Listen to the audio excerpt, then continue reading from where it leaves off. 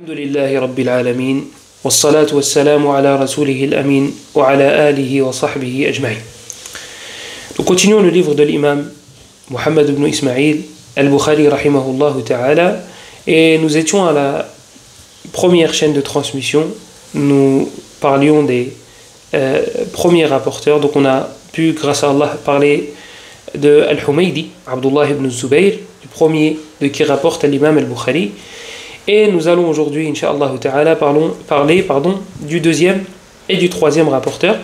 Et la fois d'après, Inch'Allah, nous terminerons la chaîne de transmission et nous commencerons le hadith. Donc l'imam al-Bukhari, rahimahullah ta'ala, a commencé par Al-Humaydi, Abdullah ibn Zubayr. Ensuite, il nous dit Haddathana Sufyan ibn Uyayna. Nous a informé, Al-Humaydi l'a informé, Sufyan ibn Uyayna. Sufyan ibn Uyayna, rahimahullah ta'ala, nous avons consacré un cours le concernant. Donc on ne va pas trop s'étaler. C'était ce que je m'étais dit, et en préparant le cours, je n'ai pas pu m'empêcher de noter pas mal de choses le concernant, choses qui n'ont pas été dites lors du cours concernant sa biographie. Donc, ils disent quand on aime, on ne compte pas, pardonnez-moi, mais ce sont des gens qu'on aime beaucoup. Sufyan ibn Uyayna, rahimahullah ta'ala. Qui est cet homme? C'est Abu Muhammad. Sa kunya, c'est Abu Muhammad. Sufyan ibn Uyaynata ibn Abi Imran. Al-Kufi al-Makki.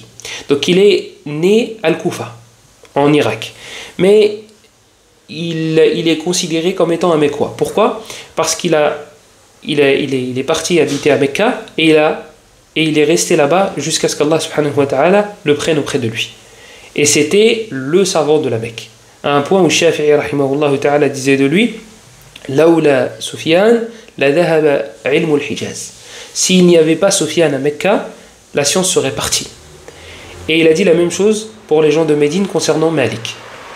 Donc si tu veux, le pilier de la science à l'époque de Shafi'i, de ses professeurs, le pilier de la science à Médine, c'était Malik. Et bien au même statut, en même temps, à Mecca, c'était Sufyan ibn Uyayna. Tout le monde connaît l'imam Malik. Et bien dis-toi, c'est la même chose à Mecca. Pour Sufyan ibn Uyayna, rahimahullahu ta'ala, rahmatullahi alayhim jami'an.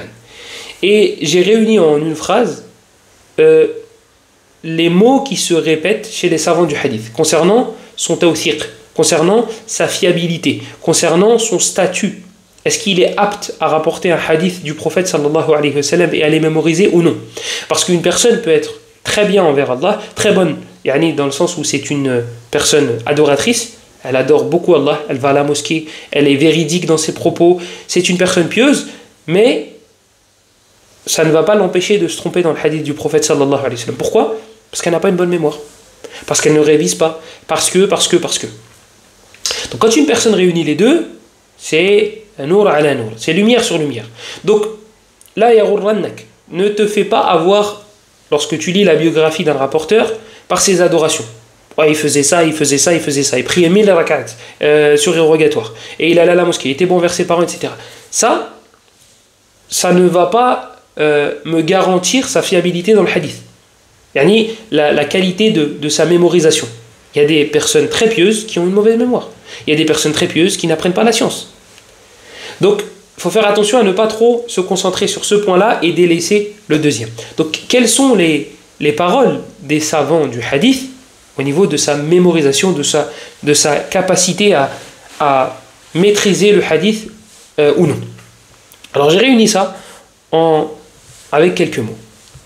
قالوا عنه هو ثقة إمام ثبت حافظ فقيه حجة أحد الأعلام. Voilà, il n'y a pas besoin d'en dire plus. Ça, c'est des paroles de grands savants dans le jarh wa ta'dil, de grands savants dans le hadith. Abu Hatim, Ahmad ibn Hanbal et d'autres. Et après eux, Al-Dhahabi et Ibn Hajar qui sont venus confirmer, qui sont venus réunir les paroles et faire une moyenne générale. Et ils sont tous d'accord pour dire que Sufyan ibn Uyayna, c'est Sufyan, c'est l'imam. Donc, thiqatun, imamun, thabtun, hafidun, faqihun, hujjatun, ahadul a'lam. Fiable, digne de confiance, juriste, une preuve en soi, ahadul a'lam, un éminent érudit. Bref, dis ce que tu veux comme bien.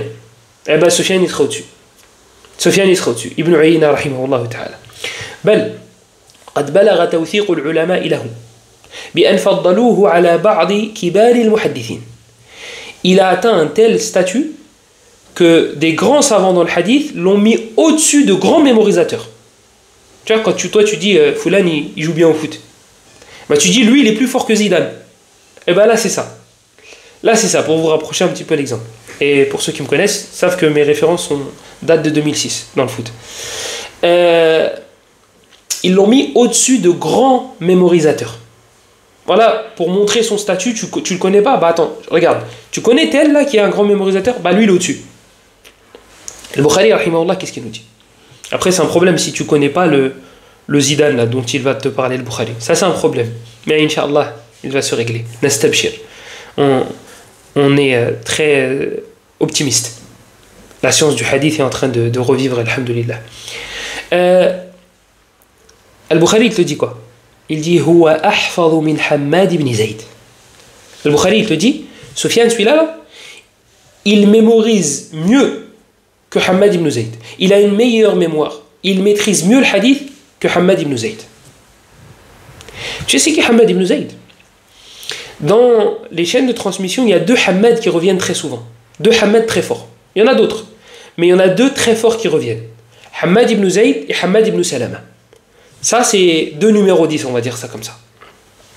Dans les deux Hammad, qui sont très forts, eh bien, il y en a un qui est plus fort que l'autre. Les deux sont de la même génération. Les deux sont des mémorisateurs. Les deux sont validés par les savants du hadith. Mais il y en a un qui est plus fort que l'autre. Eh bien, celui qui est plus fort, c'est Hammad ibn Zayd. Donc les deux sont très forts. On va dire 17 sur 20. Les deux. Bah, en fait, Hammad ibn Zayd, il monte un peu. On va dire 19. Donc Hammad ibn Zayd, il est plus fort que Hammad ibn Salama. Et bien, le Bukhari, il te dit quoi? Il te dit, bah, Sofiane, il est au-dessus de Hammad ibn Zayd. Il est au-dessus des deux, là. Il est au-dessus des deux. Hammad ibn Zayd, celui qui dit qu'il est meilleur que l'autre Hammad, etc., c'est pas moi. C'est l'imam Ahmed, c'est Abu Hatim, c'est Yahya ibn Ma'in, rahmatullahi alayhim jami'an. Surtout Yahya ibn Ma'in et Ahmed ibn Hanbal. Ils l'ont dit explicitement. Abu Hatim, il te dit, Hammad ibn Salama, parfois il se trompe, etc., etc. Eh bien, Sofiane, il est au-dessus. Sofiane ibn Uyayna, rahimahullah ta'ala. Certains l'ont mis au-dessus de Shu'bah. Certains l'ont mis au-dessus de Shu'bah. Shu'bah ibn al-Hajjaj, imam al-Jarh wa al-Ta'dil, amir al-mu'minina fi al-hadith. Shu'bah, c'est la référence dans le hadith à son époque. Amir al-mu'minina fi al-hadith, c'est la référence, c'est lui qu'on met en avant. Lui et Sofiane ibn al-Thawri, c'était les deux références. Eh bien, certains savants, comme Abdurrahman ibn Mahdi et Bahz ibn Asad, il me semble, ils l'ont mis devant. Abdurrahman ibn Mahdi et Bahz ibn Asad ont mis Sofiane ibn Uyayna devant Shu'bah. Devant Shu'bah.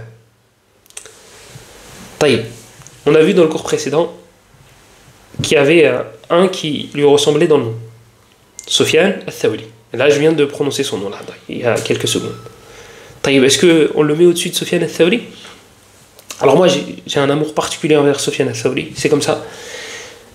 Donc, ça me gratte un peu. Mais si j'avais trouvé quelqu'un qui avait dit Sofiane al-Thawri est meilleur que Sofiane ibn Uyayna est meilleur que Sofiane al-Thawri, je l'aurais dit.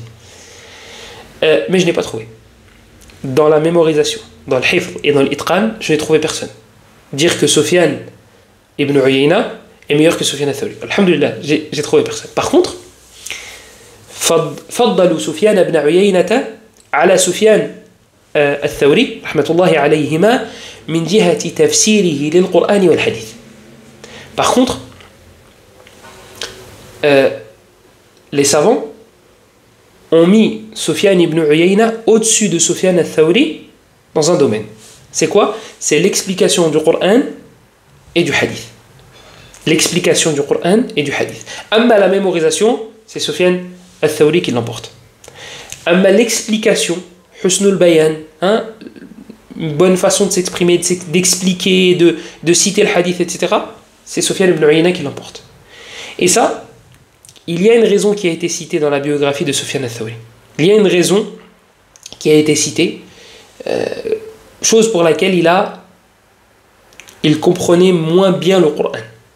On va le dire comme ça, et on va laisser ça mubham, et Inch'Allah, lorsqu'on parlera de Sufyan al-Thawri, si j'oublie pas, et si je suis toujours vivant, bien sûr, eh bien, je le citerai. Sufyan al-Thawri a beaucoup moins d'ahadith dans Sahih al-Bukhari que Sufyan ibn Uyayna. Donc, dès qu'on passera par son nom, je sauterai sur l'occasion pour parler de lui en détail. Donc, voilà sa place. Et là, moi, j'aimerais faire un commentaire. Puisque c'est l'objectif de citer ces biographies, c'est de les connaître, de se familiariser avec eux, et c'est aussi de tirer des ibar, des leçons. Là, il ne faut pas voir ça comme étant comme deux adversaires qui s'affrontent. Sufyan al-Thawri est plus fort que Sufyan ibn Uyayna. Sufyan ibn Uyayna est plus fort que Sufyan al-Thawri dans ce domaine-là et dans ce domaine-là. Ils se complètent. Ils se complètent. D'accord? Toi, demain, tu fais de da'wah. Ou demain, Allah fait en sorte de te rendre utile dans un domaine qui sert à la Ummah. Mais tu vois que Allah t'a mis un camarade qui est meilleur que toi. Dans un domaine ou dans tous les domaines. Ifrah bih. Réjouis-toi qu'Allah ait créé cette personne.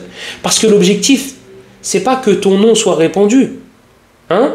Et de se cacher derrière la religion pour cela. L'objectif, c'est que la religion d'Allah soit répandue. Avec mon nom ou avec le tien, ça c'est Allah qui décide. C'est des arzaq, c'est des subsistances. Il ne faut pas jalouser, il ne faut pas confondre jalousie et concurrence.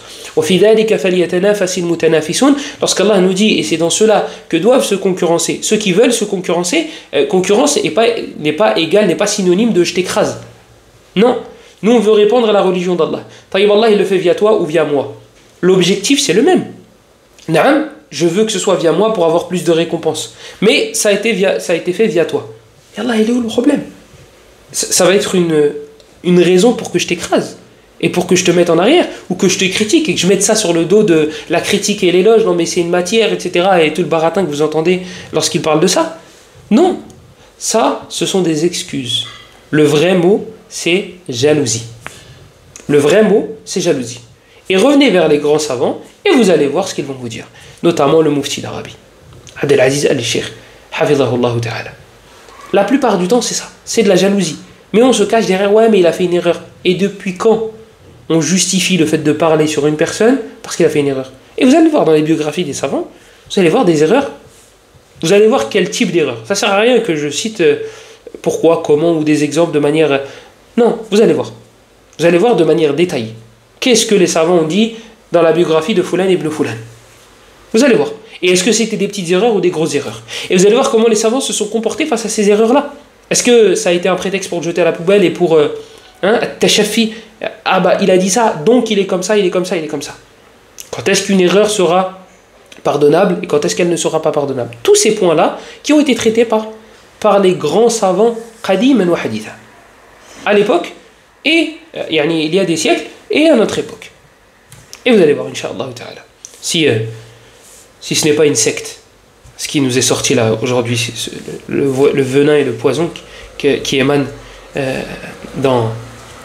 de leur bouche. Donc c'est le commentaire que je voulais faire. C'est qu'on se complète. On se complète. Tu as été utile dans le fiqh et tu es nul, excuse-moi du terme, dans le hadith. Allah il en a mis un de ta génération qui est fort dans le hadith, mais qui n'est pas très fort dans le fiqh. Vous vous complétez. Allah il en a créé un troisième de votre génération qui est même plus petit que vous, il est fort dans le hadith et dans le fiqh. Et il est plus fort que vous deux réunis. Ouais mais il a fait une erreur. Ouais mais il traîne avec elle. Ouais mais écoute, tu te caches derrière des excuses. Tu es jaloux. Tu es jaloux. Fouille dans ton cœur, tu vas voir que c'est rempli de maladies.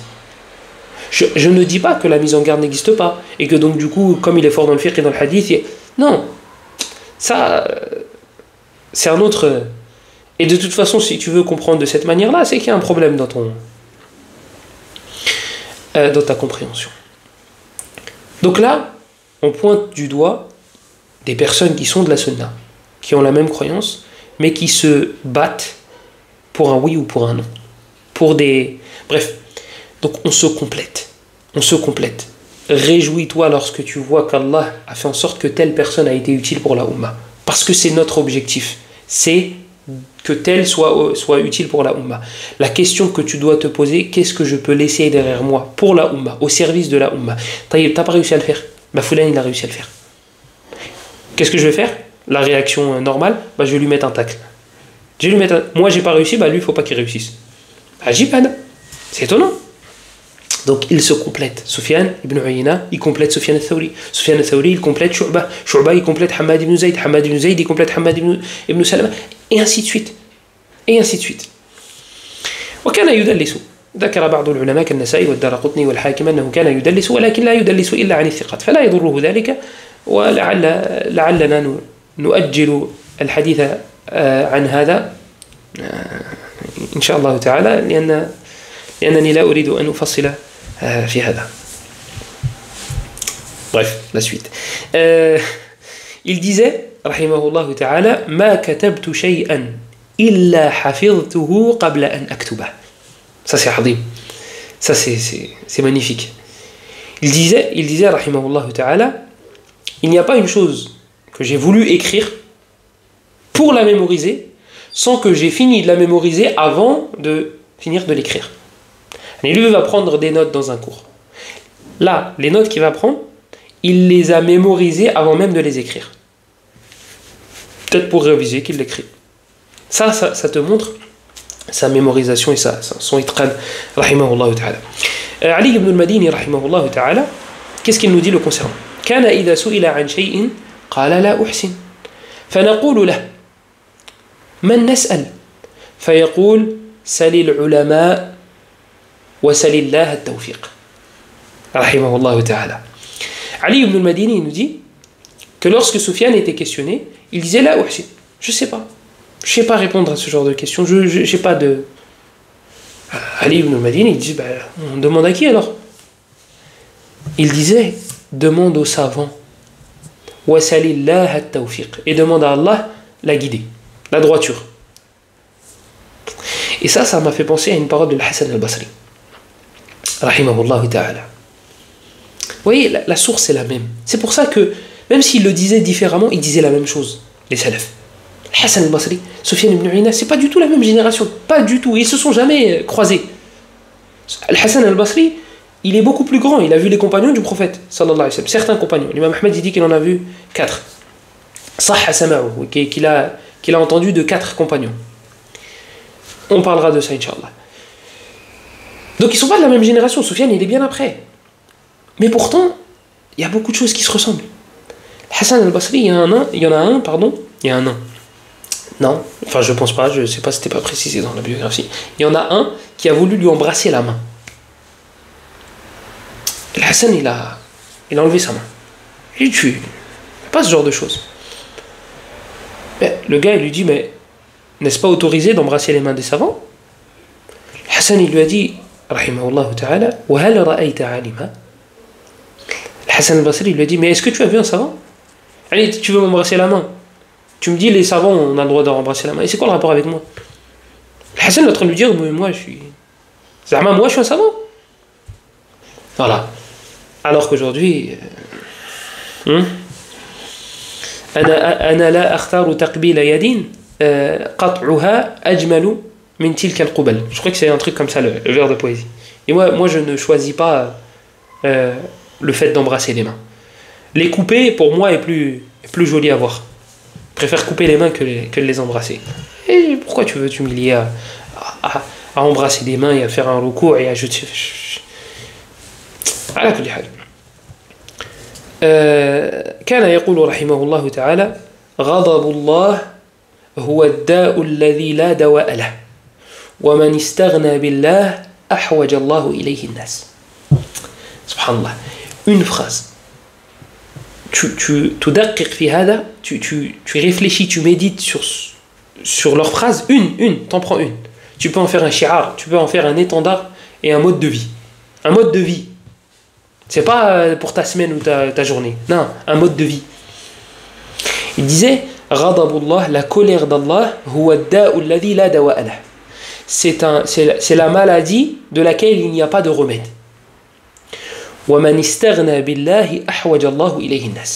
Et celui qui est riche d'Allah, yani celui qui a un lien fort avec Allah, eh bien les gens auront besoin de lui. Tu n'auras pas besoin des gens, mais Allah va faire en sorte que les gens auront besoin de toi. Et subhanallah, dans la biographie, encore une fois, de Hassan al-Basri. Là, nous, c'est une parole de Sufyan ibn Uyayna, dans la biographie de Hassan al-Basri. Quand ils sont arrivés dans son village, et ils ont dit, c'est qui le chef de ce village-là? Ils ont dit le Hassan. Le Hassan, il n'est pas roi, il n'est pas gouverneur, il est pas... Comment le Hassan al-Basri, c'est le chef de ce village-là? Ils lui ont dit, on a besoin de lui, il n'a pas besoin de nous. On a besoin de son lien avec Allah, de son akhirah, et il n'a pas besoin de notre dunya. Donc c'est lui le chef. Il a besoin de personne, on a besoin de lui. Subhanallah al-azim. كان يقول أيضا العلم إذا لم ينفعك ضرك. Cela fait mal aussi. Cela fait très mal. Je vous ai dit, chaque parole peut l'accrocher sur notre mur et en faire un mode de vie. Il disait, rahimahullah, la science, si elle ne t'est pas utile, elle t'est néfaste. Si la science, elle ne t'est pas utile, alors elle est néfaste pour toi. Wal-Qur'an hujjatun laka aw alayk. Comme il a dit le prophète sallallahu alayhi wa sallam. Et le Qur'an est une preuve pour toi ou contre toi. Il n'y a personne qui se lève ni pour lui ni contre lui. Comme cela a été dit dans le verset, comme certains salafs ont dit dans le verset dans surat l'Isra, il me semble, وَنُنَزِّلُ مِنَ الْقُرْآنِ مَا هُوَ شِفَاءٌ وَرَحْمَةٌ لِلْمُؤْمِنِينَ وَلَا يَزِيدُ الظَّالِمِينَ إِلَّا خَسَرًا. Soit tu fais partie des croyants, et donc du coup le Qur'an est une guérison pour toi, te fait augmenter ta foi, etc. Toutes ces choses positives. Soit, deuxième catégorie, وَلَا يَزِيدُ الظَّالِمِينَ إِلَّا خَسَرًا. Et ça ne fait qu'ajouter de la perdition aux injustes. Soit tu es à droite, soit tu es à gauche. Il n'y a pas un moment où tu vas t'asseoir avec le Qur'an sans qu'il soit pour toi, soit contre toi.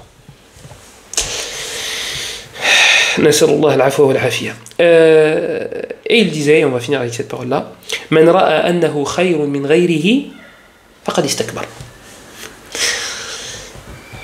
Celui qui voit qu'il est meilleur qu'autrui, toi tu croises quelqu'un et tu te dis à l'intérieur de toi, je suis meilleur que lui. Faqad istakbar. Il dit, tu t'es enorgueilli, tu as de l'orgueil. Les salafs, ils avaient une qaïda, ils avaient une règle. C'était que lorsque tu rencontrais quelqu'un qui était plus grand que toi, tu te dois de te dire, il a fait plus d'adoration que moi. Lui, il a 60 ans, moi j'en ai 20. Il a pu adorer Allah 40 ans de plus que moi. Et lorsque tu vois une personne plus petite que toi, eh bien dis-toi, elle n'a pas fait autant de péchés que toi. Moi j'ai 20 ans, lui il a 15 ans. J'ai vécu 5 ans de plus que lui. Pendant ces 5 ans, moi j'ai désobéi à Allah. Pas lui. Voilà, comme ça tu es au juste milieu. On te dit pas, dis-toi tout le temps, je suis foutu, je vais finir en enfer, etc. Non, mais ne te sens pas à l'abri du châtiment d'Allah et ne te sens pas au-dessus de quelqu'un. Il est mort, rahimahullah ta'ala, en 198, à l'âge de 91 ans. Et on a, comme je vous ai dit, parlé de plusieurs points concernant sa biographie. Et malgré le fait que, ah si, c'est bon, c'est malgré que qui n'est pas français. Malgré le fait qu'on ait parlé de lui pendant 20 minutes aujourd'hui et qu'on a consacré tout un cours pour lui, il reste plein de choses à dire. Croyez-moi, il reste plein de choses à dire. Et celui qui a Siyar A'lam al-Nubala, il peut aller jeter un coup d'œil et il va trouver Ajab al-Ujab. Donc il est mort en 198 à 91 ans, rahimahullahu ta'ala. Donc Yahya ibn Sufyan ibn Uyayna, il nous dit, nous a informé Yahya ibn Sa'id al-Ansari. Et là on passe du coup à un autre rapporteur, le professeur de Sufyan ibn Uyayna. Et Sufyan ibn Uyayna, il avait 2 professeurs de qui il était très proche. Et on a déjà cité la faïda, l'avantage, le bénéfice de savoir que tel rapporteur est très proche de tel rapporteur. Donc on ne va pas revenir là-dessus, mais en tout cas il faut savoir qu'il était très proche de 2 professeurs, Az-Zuhri et Amr ibn Dinar. Et il était très proche de Amr ibn Dinar. Il était très proche de Zuhri, mais encore plus de Amr ibn Dinar. Zuhri, il avait pas mal d'élèves, et certains ont dit le meilleur élève de Zuhri, celui qui est le plus fiable, c'est Malik. D'autres ont dit Ibn Uyayna, d'autres ont dit les deux. Muhim, c'est sûrement Malik. Par contre, les hadiths de Amr ibn Dinar, c'est Sufyan. Les hadiths de Amr ibn Dinar, si tu veux être sûr que Amr ibn Dinar a rapporté comme ça, ou comme ça, tu vas voir Sufyan ibn Uyayna. Il était très proche de lui. طيب, comme on a dit que Al-Humaydi était très proche de Sufyan ibn Uyayna, des élèves très rapprochés. Il nous dit, nous a informé Yahya ibn Sa'id al-Ansari. Yahya ibn Sa'id al-Ansari هو يحيى ibn Sa'id ibn Qais ibn Amr رحمة الله عليه رحمة واسعة يكنى أبا سعيد وقيل أبو نصر. وقيس هذا قيس بن عمرو جده, وقد قيل أنه صحابي, ومال إليه الإمام أحمد والإمام يحيى بن معين ووافقهما الذهبي رحمة الله عليهم جميعا. Donc Yahya ibn Sa'id al-Ansari, Yahya ibn Sa'id ibn Qais ibn Amr, c'est le petit-fils d'un des compagnons du prophète sallallahu alayhi wa sallam, Qais ibn Amr. Et les savants ont divergé, à savoir est-ce que son grand-père était un compagnon ou non. Ça n'a pas d'impact énorme, mais c'est bon de le savoir. Et Qais ibn Amr, du coup, certains ont dit que c'était un compagnon, le grand-père de Yahya, et parmi eux, Ahmed ibn Hanbal, Yahya ibn Ma'in, et l'a confirmé ou a été d'accord avec eux, l'imam al-Dhahabi, rahmatullahi alayhim jami'an. Et c'était un grand savant à Médine. Donc on a dit qu'il fallait faire attention à ne pas se laisser avoir par les adorations d'un rapporteur. Ah, il adore beaucoup Allah, c'est quelqu'un de fiable. Non. Non, la fiabilité c'est quelque chose, la mémorisation de quelqu'un c'est quelque chose, et le fait qu'il ne mente pas, c'est une autre. Le fait que ce soit une bonne personne ne veut pas dire qu'il a une bonne mémoire. Donc on va voir que c'est une bonne personne, rahmatullahi alayhi, mais d'abord on va voir qu'est-ce qu'il vaut dans la science du hadith, combien il pèse. Alors, qu'est-ce que nous disent les savants? Hafidun, thiqatun, faqihun, wa kana rajulan salihan wa nabilan. Alors, c'est un hafid, un mémorisateur. Qui dit ça de lui? Les grands savants du hadith. Parmi eux, Sufyan al-Thawri. Hafid, thiqatun, fiable, faqih, juriste. C'est un savant en plus d'être un mémorisateur. Tu en as qui mémorisent, mais qui ne comprennent pas. Tu en as qui mémorisent et qui comprennent à peu près. Tu en as qui mémorisent et qui comprennent tellement bien que ce sont des savants. Mémorisateurs plus savants. Vous avez vu, ce sont des degrés. Bah lui, il est hafid, mémorisateur. Thiqa, il est fiable. Faqih, juriste. C'est un savant. Wa kana rajulan salihan. Ah, c'est ça. Et c'était un homme pieux. C'est ça dont je vous ai parlé. C'est de ne pas se focaliser que sur ça. Wa kana rajulan nabilan. Et c'était un homme intelligent. Comme l'a dit Jarir, rahimahullah. Muhaddithul Hijaz. C'est lourd. C'est vraiment des paroles, des éloges qui sont vraiment à prendre en considération. Muhaddithul Hijaz. C'est le savant par excellence en Arabie. Qui est-ce qui a dit ça? L'autre Sufyan. Sufyan ibn Uyayna. Donc le premier Sufyan al-Thawri, il a dit de lui Hafid, mémorisateur.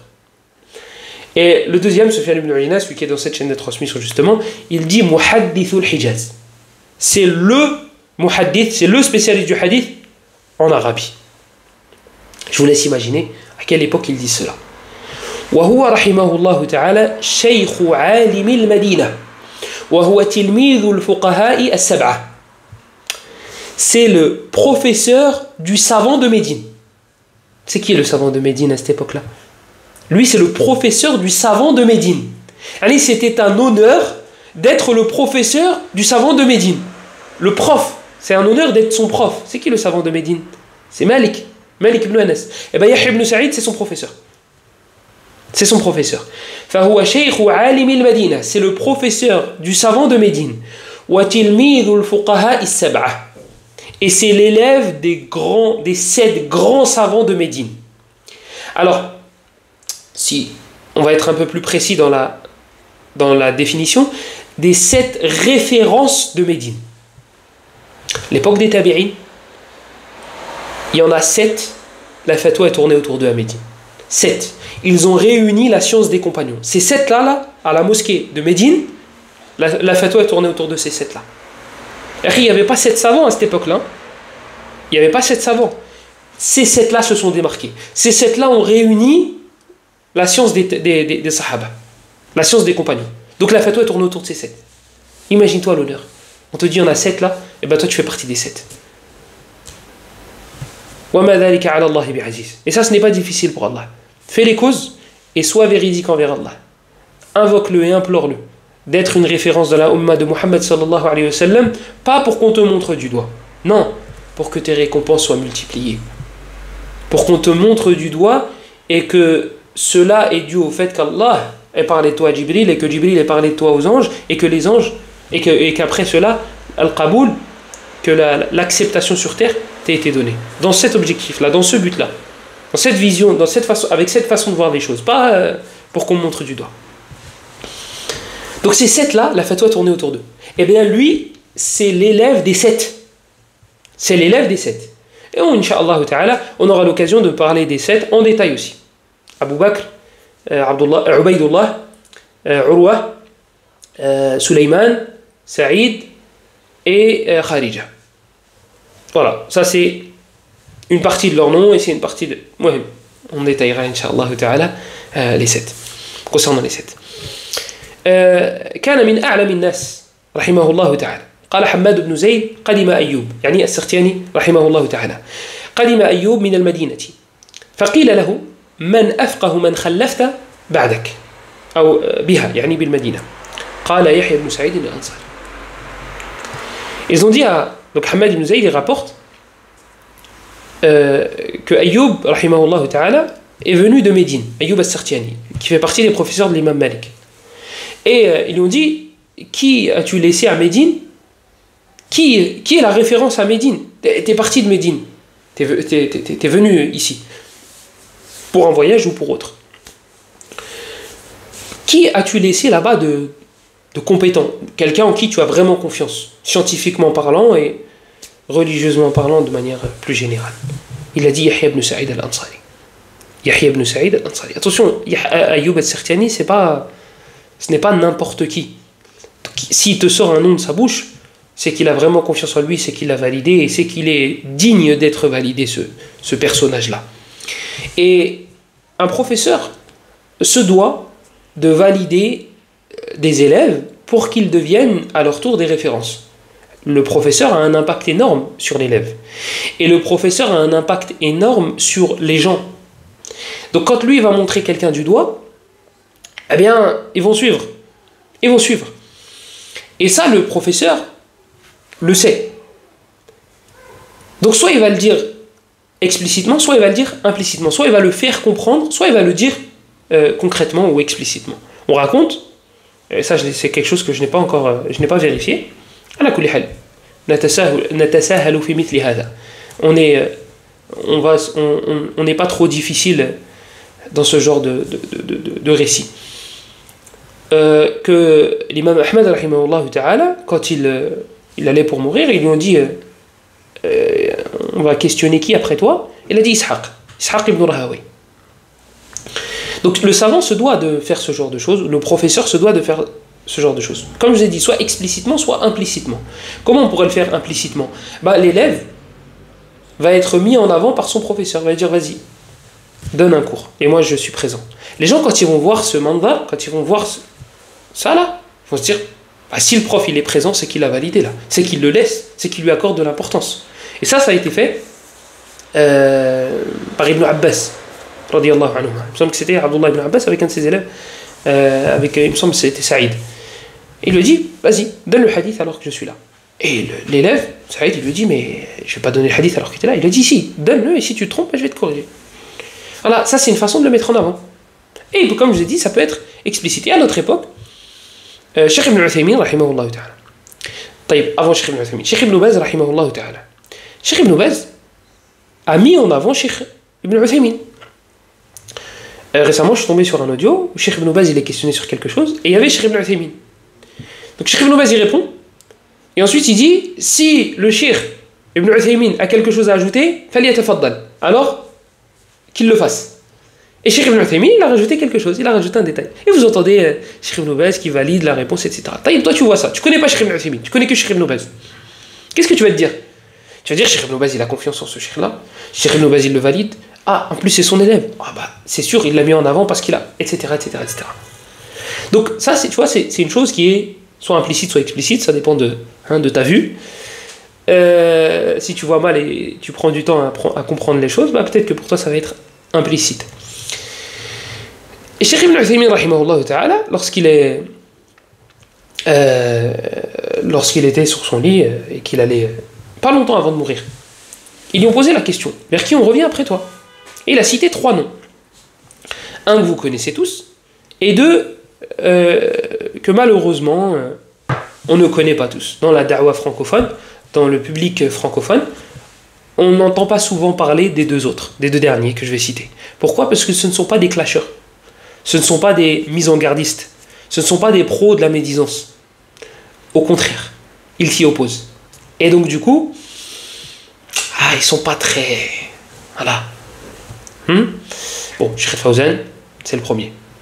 Les 2 derniers, je vais les citer. Cheikh Fawzan, je vous explique. Il n'est pas dans ce genre de problème, mais même les plus bêtes parmi eux n'osent pas le critiquer en public, en tout cas. Cheikh Abdelaziz al-Rajihi et Cheikh Abdurrahman ibn Nasir al-Barrak, hafidhahumullah ta'ala.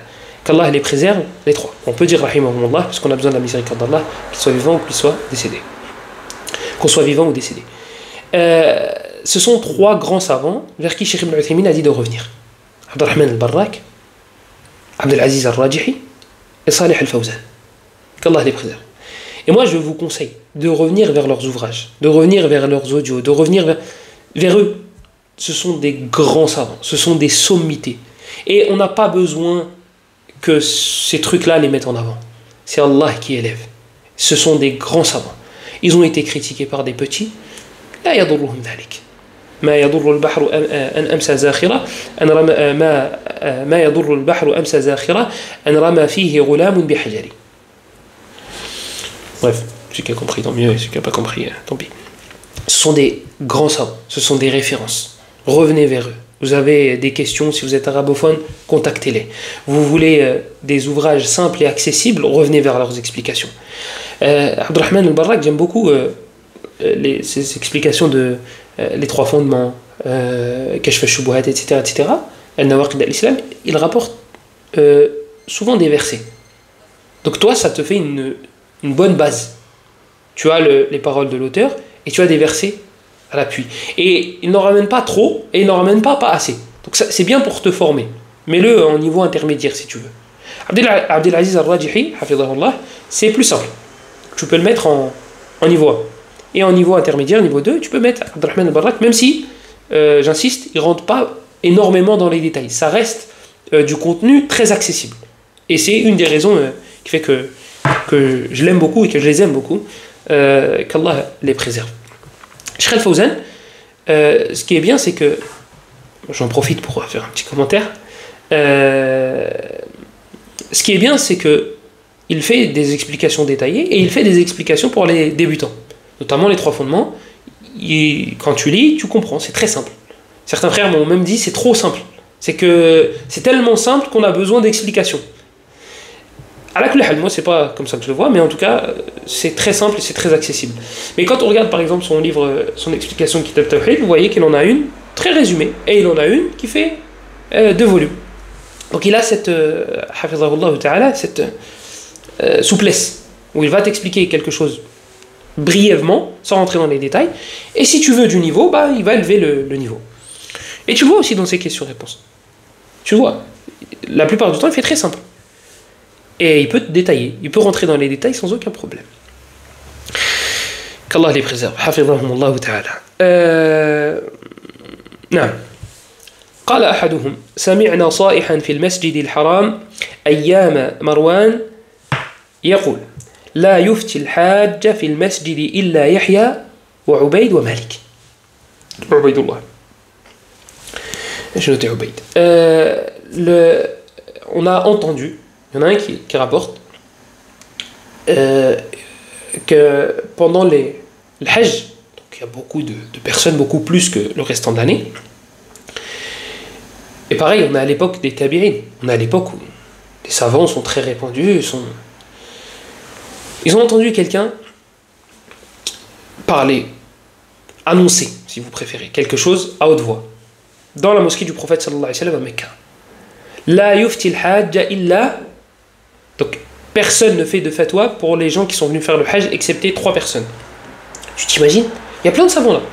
Là, il y a plein de savants qui viennent de l'extérieur, de l'Arabie, et qui étaient déjà en Arabie. Et ça, les gens en sont conscients. Mais il n'y en a que 3 qui répondent aux questions. Et dans les 3, on a qui? Yahya ibn Sa'id al-Ansari. Et on a Malik et on a Ubaydullah. Rahmatullahi alayhim jami'an. Malik, il sera, on parlera de lui dans le hadith numéro 2. Le hadith numéro 2, la chaîne de transmission passe par Malik. Abdullah ibn Yusuf عن مالك وقال حدثنا وأخبرنا مالك. طيب. Il avait une énorme acceptation à Médine. À un point où certains ont dit qu'il avait une meilleure réputation, qu'il était encore plus accepté par les gens de Médine que Zuhri. Et Zuhri, c'était une référence à Médine. Zuhri, c'est un des professeurs de l'imam Malik. Zuhri, c'est une montagne. Muhammad ibn Ubaydillah ibn Abdillah ibn Shihab al-Zuhri, rahimahullah ta'ala. Une référence. Muhammad ibn Muslim ibn Ubaydillah ibn Abdillah ibn Shihab al-Zuhri. Je ne sais pas si j'ai dit Muslim tout à l'heure. Lui a été mis devant. Et ça, celui qui raconte cela, c'est Al-Thawri, Sufyan Al-Thawri, rahmatullahi alayhim jami'an. Et vous savez, on a quelque chose qui revient souvent, c'est que lorsqu'on entend parler de quelqu'un ou de quelque chose, c'est toujours plus impressionnant qu'une fois qu'on le voit. Hein, t'entends parler de quelque chose, c'est mieux que de la voir. Tu dis, ah, c'est ça, tu m'as vendu du rêve. Oh, ok, c'est bien, mais c'est pas à ce point-là. Tu vois, la réputation, souvent, elle est meilleure que la réalité. Eh bien, ça, c'est ce que nous dit, je sais pas qui, parce que j'ai pas noté qui, c'est ce que nous dit un des savants, qui a été visiter les savants de Médine. Il dit, j'ai rencontré des gens là-bas, j'entendais parler d'eux, il dit, mais voilà, il y a des choses que ça laisse à désirer. Tu vois, la réputation était meilleure que la réalité. C'est des bonnes personnes, ce sont des bonnes personnes, mais lorsque j'entendais parler d'eux, c'était mieux. C'était beaucoup mieux, je m'imaginais qu'ils étaient meilleurs que ça. Il dit sauf 2 personnes. 2 personnes. J'ai entendu parler d'eux et quand je les ai vus en vrai, ils étaient dignes de leur réputation, voire la réputation n'était pas assez élevée. Malik ibn Anas, le savant de Médine, et Yahya ibn Sa'id, celui-là. Rahmatullahi alayhim jami'an, il est décédé à 70 ans et quelques, ce que nous dit Dhahabi. Quel âge exactement, Allahu a'lam. Et il dit Bid'un wa sab'un. Bid'un, c'est entre 3 et 9. Certains disent un peu plus, certains disent un peu moins. Muhim, vous pouvez revenir à Nawawi, il en parle dans le début de l'explication de Sahih Muslim. Ibn Hajar aussi en parle. Ils en parlent lorsqu'ils parlent du hadith Al-Iman bid'un wa sab'un ou sittuna shu'bah. Riwayat al-Bukhari, sittun. Riwayat Muslim, bishak. Wa sawabu ma'a al-Bukhari. Rahimahullah ta'ala. Et il est décédé, rahimahullah ta'ala, en 143. Inch'Allah ta'ala, il nous restera Muhammad ibn Ibrahim al-Taymi et Alqama ibn Waqqas al-Laythi. Et ensuite, Omar ibn al-Khattab. Omar ibn al-Khattab, comme il y a un chapitre sur les mérites des compagnons, on ne va pas détailler le concernant, on ne va pas parler en détail de lui. Pour les 2 rapporteurs, on verra si on détaille ou pas, mais en tout cas, Inch'Allah ta'ala, on pourra commencer à parler du hadith إنما الأعمال بالنيات أو إنما الأعمال بالنية. هذا وصلى الله وسلم وبارك على نبينا محمد وعلى آله وصحبه أجمعين والحمد لله رب العالمين. Et n'oubliez pas l'arme du croyant, les invocations. N'oubliez pas vos frères, n'oubliez pas vos frères, n'oubliez pas vos frères en Palestine et dans les autres pays.